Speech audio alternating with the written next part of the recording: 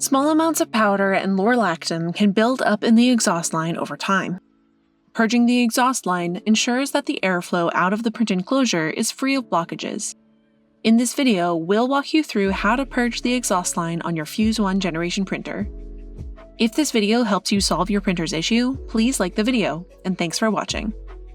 Let's get started with purging the exhaust line. We recommend purging the exhaust line after 500 hours of printing to remove any blockages or debris.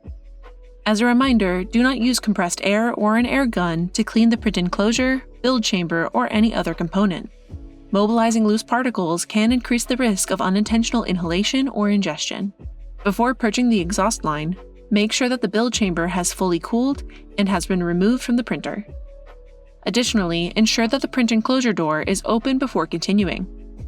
If the print enclosure door remains shut while you purge the exhaust line, powder may be drawn from the hopper into the print enclosure and cause the next print to fail. You can open the print enclosure door by using the unlock door slider on the touchscreen, or the blue pull cord inside the air filter cabinet. Next, insert a clean optical cassette into the printer.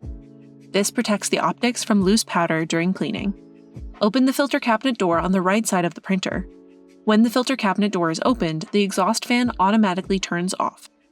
The exhaust line can be found to the right of the exhaust fan.